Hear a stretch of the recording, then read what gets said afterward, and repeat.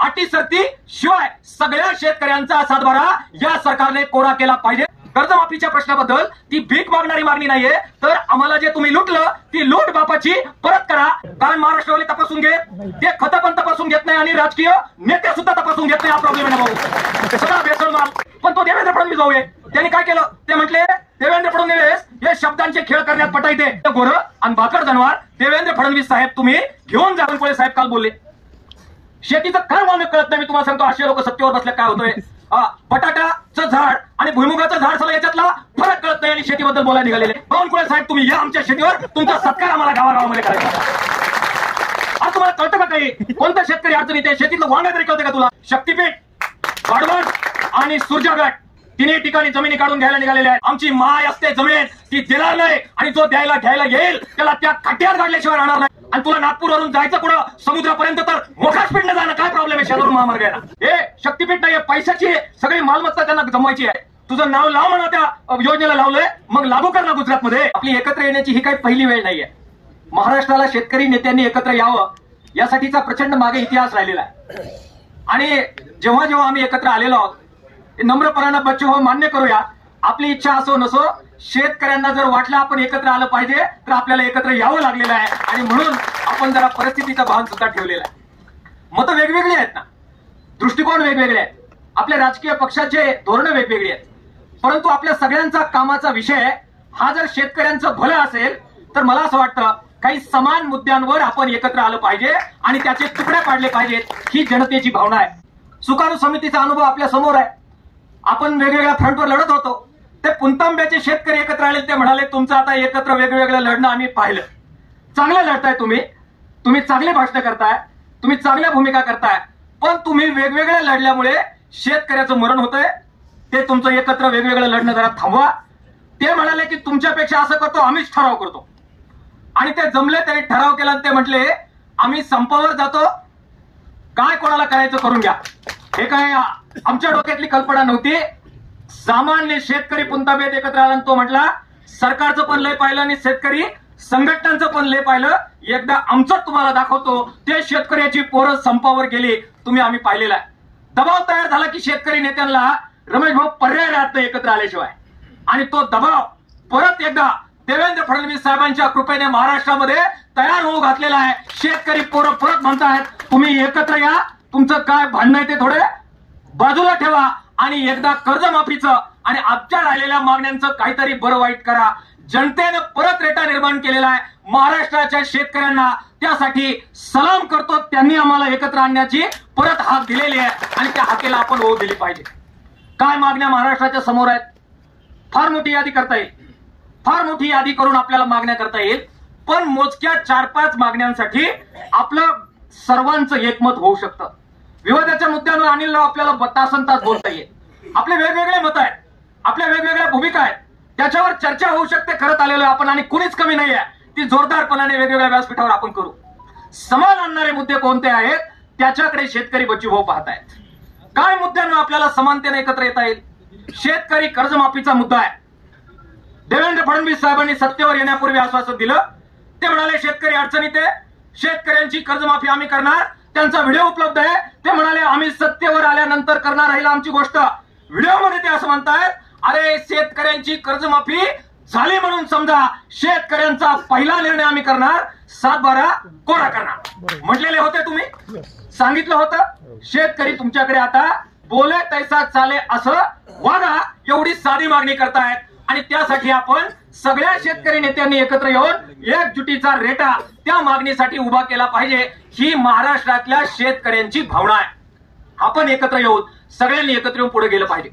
का शेतकरी कर्जमुक्ती माफी मागतोय आपण, कशासाठी मागतोय याबद्दलचं विश्लेषण आपण वेळोवेळी करत आलेलो आहे। त्याची जी कारणं आहेत त्याच्यावर पण आपल्याला चर्चा करता येऊ शकते, पण तत्कालीन आता मागणीचा मुद्दा, एकत्र आणण्याचा मुद्दा हा शेतकऱ्यांची कर्जमाफी आहे।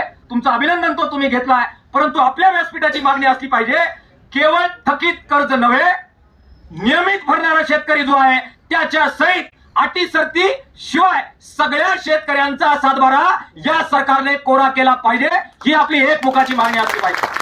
बावनकुळे साहेब काल बोलले शेतीचं काय मानक कळत नाही। मी तुम्हाला सांगतो असे लोक सत्तेवर बसले काय होतोय। बटाटाचं झाड आणि भुईमुगाचं झाड सला याच्यातला फरक कळत नाही आणि शेतीबद्दल बोलायला निघालेले शेतीबद्दल बोलायला निघाले. ते म्हणताय फार्म हाऊस असलेले जे शेतकरी आहेत ते श्रीमंत आहेत. आमचे पॉलीहाऊसचे शेतकरी आलेले आहेत. बावनकुळे साहेब ट्रिप काढायची का? आपला शेतकरी महाराष्ट्रामध्ये पॉलीहाऊसचा शेतकरी म्हणजे जरा त्यांना वाटतं लय श्रीमंत आहे. जरा जरूर काय थोडंसं चांगलं केलं की अरे आत्महत्या केल्या त्या पॉलीहाऊसच्या शेतकऱ्यांनी, तुम्हीच कर्ज दिले त्यांना, फेडता आले नाही. आता ते काही लोक म्हणतात तंत्रज्ञान वगैरे आणलं की आमचं भलं होईल. याने तंत्रज्ञान वापरलं पॉलीहाऊस मध्ये आणि तंत्रज्ञान वापरू काय काय फुलं तयार केलं मी तुम्हाला सांगतो. आम्हाला झेंडू शेवंतीच माहित होती. हे म्हटले अजून हे लावा ते लावा, असं करा तसं करा, आणि खतं केवढे घालायला लावले आणि काय काय करायला लावलं तुम्हाला सांगतो. आम्ही उभे केले पॉलीहाऊस, त्याला पॉलीहाऊस उभे केले, त्याला मार्केट संपलं. मोकार उत्पादन आम्ही घेतलं. ती मिरची आमच्याकडे पहिल्यांदा हिरवी यायची, हे म्हटले अजून लाल काढा, पिवळी काढा, निळी काढा. केलं का नाही पॉलीहाऊस वाल्यानं? केलं ना. अशा वेळेला पिवळी, निळी, लाली, जांभळी काढली, उत्पादन मोकार वाढवलं. मोकार आणि गायागुरा सुद्धा खाणार नाही अशी अवस्था केली ना आमची. आणि ते शेतकरी ते बावनकुळे म्हणतोय की ते पॉलीहाऊस वाले शेतकरी, फार्म हाऊस वाले ह्या लोकांना भेटलं पाहिजे राजू शेट्टी साहेब. आपण मला त्यांच्याकडून ज्ञान घ्यायचंय. फार्म हाऊस म्हणजे काय? फार्म म्हणजे शेत आणि हाऊस म्हणजे काय? घर. आणि शेतावर घर बांधणारे शेतकरी म्हणजे काय? श्रीमंत शेतकरी. बावनकुळे साहेब तुम्ही या आमच्या शेतीवर, तुमचा सत्कार आम्हाला गावागावामध्ये करायचा. आज तुम्हाला कळतं का काही? कोणता शेतकरी अडचणीत आहे? शेतीतलं वांगा तरी कळतं का तुला? आणि तुम्ही बोलताय काहीतरी. आणि हे कशामुळे झालंय? हे आपण वेगवेगळं लढतो, आपल्यातले मतभेदाचे मुद्दे काय त्याच्यावर तासन तास बोलतो. सहमतीच्या मुद्द्यावर बोला, त्यांचा मुद्दा आहे ना, तो मुद्दा आहे तर ते केलं पाहिजे असं माझं जरा म्हणणं आहे. आणि मग ते दुसरा मुद्दा तुम्हाला मी सांगतो महाराष्ट्रात कोणता आहे. ते शेतीमालाला भाव देत नाही, कर्ज मोकार वाढले, हा सहमतीचा मुद्दा आहे. बच्चू भाऊ दुसरा सहमतीचा मुद्दा आहे, ते आपल्या जमिनी काढून घेऊन हरामखोरांना आणि कॉर्पोरेट कंपन्यांना नफा करायला निघालेला आहे. कोणी मागितलं होतं शक्तीपीठ? कोणत्या शेतकऱ्याने आंदोलन केलं होतं? कोणत्या आमदार खासदारांनी आंदोलन केलं होतं? या शक्तीपीठ मध्ये जाणारे सगळे आमदार एकदा भेटवा, एका मंचावर आणा आणि विरोधात पडलेले पण एका मंचावर आणा. मागितलं होतं का कोणी शक्तीपीठ? कोणी मागितलेलं नव्हतं. पॅरलल महामार्ग आहे ना शेजारून जाणारा, आणि तुला नागपूरवरून जायचं कुठं समुद्रापर्यंत, तर मोठा स्पीडनं जाणं काय प्रॉब्लेम आहे? शेजारून महामार्ग आहे ना. वेगळं कशाला पाहिजे? सगळं नफ्याचं राजकारण, हे पैसा कमवायचा आहे. आणि बरोबर सांगितलं, अभिनंदन करतो मी तुमचं. मी तुम्हाला सांगतो एकदम परफेक्ट मुद्दा रमेश भाऊंनी मांडलेला. अरे जे मागायचं ते देत नाही तुम्ही, आणि तुम्ही द्यायला काय निघालेले आहेत? तुम्हाला शेतीमध्ये गुंतवणूक करायला पैसे नाही, कर्जमाफी करायला पैसे नाही, आणि तुमचे उड्डाण कोट्यावधीच्या शक्तीपीठसाठी, कारण तिथे मलिदा मिळतो, कमिशन मिळतं. शक्तीपीठ नाही. कोणतरी म्हटलं अभिनंदन, हे शक्तीपीठ नाही, पैशाची सगळी मालमत्ता त्यांना जमवायची आहे. आणि म्हणून दुसरा सहमतीचा मुद्दा महाराष्ट्रामध्ये होऊ शकतो. शक्तीपीठ, वाढवण आणि सुरजागड तिन्ही ठिकाणी जमिनी काढून घ्यायला निघालेल्या आहेत. या तीनही जमिनीच्या बाबत आमची माय असते जमीन, ती देणार नाही, आणि जो द्यायला घ्यायला येईल त्याला त्या खड्ड्यात गाडल्याशिवाय राहणार नाही, ही भूमिका घेऊन या सगळ्या जमिनीच्या प्रश्नावर आपलं एकमत बच्चू भाऊ होऊ शकतं. तिसरा मुद्दा कोणता आहे? आपत्तीच्या काळामध्ये संरक्षणाचा मुद्दा आहे. पाणी पाऊस येतो, आपण राखतो. अरे एखाद्या पगारदार शेतकऱ्या, पगारदार माणसाला म्हणा तुझा जो पगार आहे, तहसीलदार आहे, तुमचा तलाठी आहे, तुमचे अधिकारी आहेत, त्याला म्हणा तुझा पैसा आहे ना, तो पैसा एकदा तुझ्या बंगल्याच्या गच्चीवर वाळत घालून दाखव. पाऊस येतो, पाणी येतो, वादळ येतो, ठेवतोय का रे ते? आपण कर्ज काढतो, त्यातून खत घेतोय, बियाणं घेतोय, बाकी गोष्टी घेतोय, आणि पाण्या पावसाचं शेतामध्ये वाळायला घालतोय. बाप शेतकरी झोपत नाही, कारण कर्ज घेतलेलं शेतात वाळायला घातलंय त्यांनी. नैसर्गिक आपत्तीमध्ये चांगली पीक योजना असली पाहिजे, ही शेतकऱ्यांची मागणी आहे. मतभेदाचे मुद्दे अनेक, पण सहमतीचा मुद्दा होऊ शकतो. बरोबर म्हटले, तुझं नाव लाव म्हणा, त्या योजनेला लावलंय, मग लागू कर ना गुजरातमध्ये. त्या गुजरातचे शेतकरी हुशार, ते म्हटले नको, हे लुटायचा धंदा कुठे पाठवायचा? म्हटले महाराष्ट्रात पाठवायचा. ते कोणतरी आता बरोबर म्हटलं, ते बच्चू भाऊ खतं तयार करतोय आणि आपल्याला खतं पाठवतोय. आणि खताचं जर आपण अनालिसिस करायला गेलो, फॉस्फरस आहे ना, अमक आहे, फलन आहे. अरे कसली वाळू विकत घेता तुम्ही आणि वाळू घालता, आणि त्याचं कर्ज फेडून राहिले तुम्ही. अनालिसिसची प्रक्रिया नाही. आणि तुम्ही बरोबर म्हटले, सगळ्यात जास्त कंपन्या कुठं त्या गुजरातला, आणि ते दोन प्रकारचा माल तयार करता. डुप्लिकेट कुठं पाठवायचं म्हटले आणि चांगलं कुठं पाठवायचं म्हटले, कारण महाराष्ट्रवाले तपासून घेत, ते खतं पण तपासून घेत नाही, आणि राजकीय नेते सुद्धा तपासून घेत नाही. हा प्रॉब्लेम आहे ना भाऊ, सगळा भेसळ माल. आणि मग भेसळ अशी आल्यामुळे शेतीचं महाराष्ट्राचं वाटोळं झालं, हे समजून घेतलं पाहिजे आपण.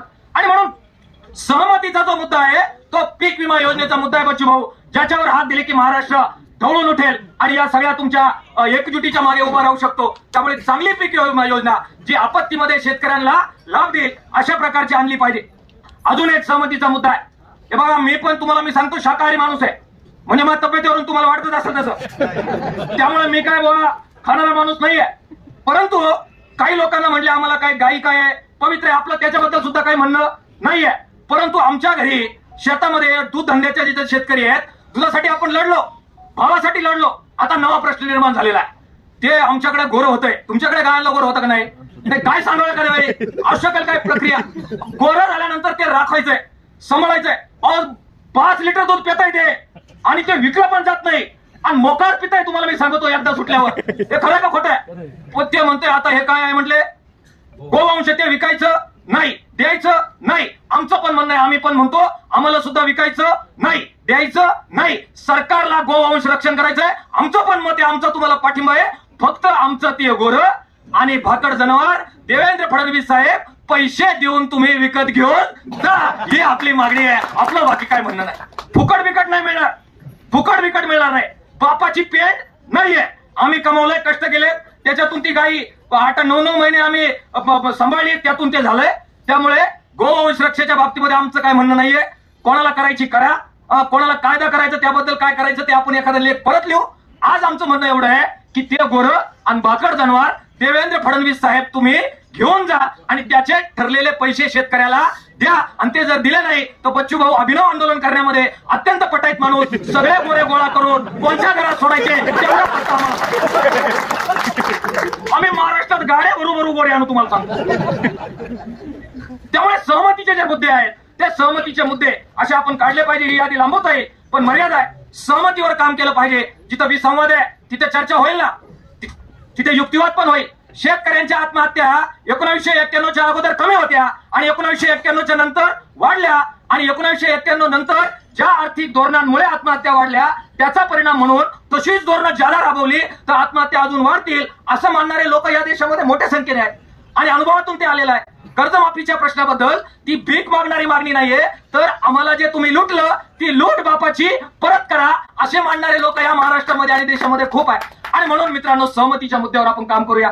ते पंजाबचे लोक तुम्ही म्हटले ते काय करता, पण ते पंजाबचे शेतकरी शहाणे का येडे, पण तिथे आत्महत्या कमी आणि आपण लई शहाणे, आपल्याकडे आत्महत्या सर्वात जादा. ते एकत्र आले आणि त्यांनी कार्यक्रम केला, मग आपण शहाणे होऊन एकत्र येऊन यांचा कार्यक्रम करणार का नाही एवढं ठरवा.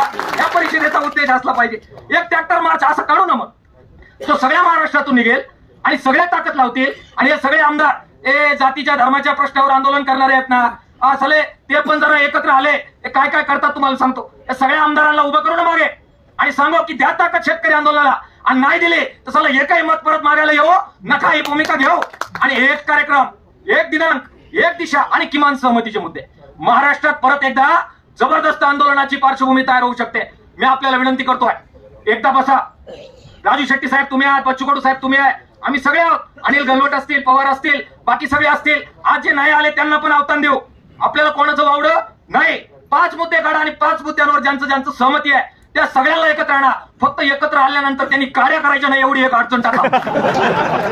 सुकाणू समितीचा प्रदीर्घ अनुभव असलेला माणूस आहे आणि 200 पानाचं पुस्तक मी लिहिलं त्याच्यानंतर. परंतु तो अनुभव असल्यामुळे आता ते कसं टाळायचं याचा पण अनुभव आम्हाला आलेला आहे. त्यामुळे त्या चुका टाळून परत नव्या चुका करण्यासाठी आपण एकत्र आलं पाहिजे. नियत साफ पाहिजे ना, कशासाठी हे सगळं करायचं आहे. आणि देवेंद्र फडणवीस आणि सरकारचा जो इशारा तुम्ही दिला तो बरोबर आहे. ते फार हुशार माणूस आहे, तुम्हाला मी सांगतो. 2च मुद्दे, 2च गोष्टी त्यांच्या सांगतो, कारण ते म्हणतील राव डॉक्टर अजित तू भाषण केलं, नाव नाही घेतलंय, बरोबर नाही केलं, कोणी यायचं संध्याकाळी चुकून. आपली मैत्री आहे वेगळ्या प्रकारची. तर ते 2 गोष्टींमध्ये तरबेज माणूस आहे. आणि ते जे तरबेज आपण तरबेज म्हटलं पाहिजे, ते शब्द बदलण्यामध्ये लय भारी माणूस आहे. ते असलं शब्द शोधून काढतोय. आमचं संप झालं, आमची बैठक झाली, ते बैठक घेतली, आम्ही सगळे होतो, अनिलराव आहे तुम्ही तिथे, आणि ते म्हटले आम्ही कर्जमाफी करतो. मग दुसऱ्या दिवशी म्हटलं आम्ही कर्जमाफी करतो, पण कर्जमाफी सीमाताई कशी करतो म्हटले, तत्वता कर्जमाफी करतो म्हटले. आता हे तत्वता काय हे आम्हाला कळलं म्हणून पोट फाडता आलं. आता अजून एक शब्द सांगतो. ते म्हटले आता कोणी आंदोलन करायचे नाहीत, कारण त्याच्यामुळे काय होतं, जनतेच्या सुरक्षेला धोका निर्माण होतो. मग त्यांनी जनसुरक्षा कायदा आणला. ते म्हटले आंदोलन करायचं नाही. मग सगळ्या काँग्रेस राष्ट्रवादी असं करू म्हटले, आंदोलन नाही केलं तर आम्ही काय करायचं, आंदोलनाला परवानगी असली पाहिजे. लोक म्हणले का दिले बा परवानगी. ते एकत्र बसले, तुमचे आमदार पण काही होते, ते आम्हाला बोलवित नाही कारण त्यांना तत्वदा शब्दाचा अर्थ काय हे कळणारे माणसं ते बाजूला ठेवत्या.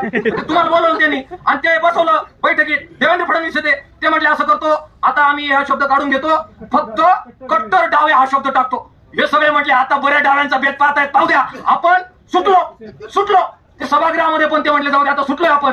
पण तो देवेंद्र फडणवीस भाऊ आहे, त्यांनी काय केलं, ते म्हटले कट्टर डावे व तत्सम. आता तत्सम ऐकलंच नाही यांनी, आणि जे ऐकतात त्यांना यांनी नेलं नाही बरोबर. आता तत्सम मध्ये राजू शेट्टी पण येतात, बच्चू कडू पण येतात.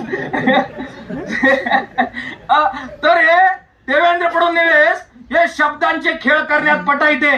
त्यामुळे चर्चा करताना ते कानात बोलणार नाही कोणाच्या, याची आपण काळजी घ्यावी लागते, फार काळजी घ्यावी लागते. त्यामुळे चर्चा करताना, तडजोडी करताना जरा आपण काळजी घेऊया, शब्द नीट पाहून घेतले पाहिजेत. हे देवेंद्र फडणवीसांच्या बद्दल आपण जरा काळजी घेऊन पुढे गेलं पाहिजे. त्या पद्धतीने आपण जर गेलो तर आपली एकजूट पुढे जाऊ शकते. मी बोललो अजून तारतात बोलू शकतो, पण वेळेच्या मर्यादा आहे आणि अजून रिअल धमाका बाकी, अजून बच्चू भाऊचं भाषण ऐकायचं आपल्याला. आणि राजू शेट्टी साहेबांचं हे संसद गाजवलेली माणसं आहेत, त्यामुळे त्यांचं आपल्याला ऐकायचंय. सगळ्या ज्येष्ठांबद्दल आदर आहे, पण मी तरुण आहे, तुमच्यात मी जरी इंडिका लावणार असलो तरी वयानं कमी आहे. आणि म्हणून शेतकरी तरुण शेतकऱ्यांच्या वतीने तुम्हाला सगळ्या ज्येष्ठांना सांगतो, किमान मुद्द्यांवर एकत्र या, प्रामाणिकपणा आपण ठेवूया. लोकांची इच्छा आहे आपण एकत्र काम करावं, राजकारणाचं काय होईल ते पाहू, परंतु या 5-6 मुद्द्यांवर सरकारचा भेद पाहू, निर्णायक लढाई करू. लोकांना नाटकाचा कंटाळा आलेला आहे, निर्णायक म्हणजे निर्णायक असा कार्यक्रम झाला पाहिजे, तो व्हावा अशी इच्छा व्यक्त करतो. थांबतो. धन्यवाद.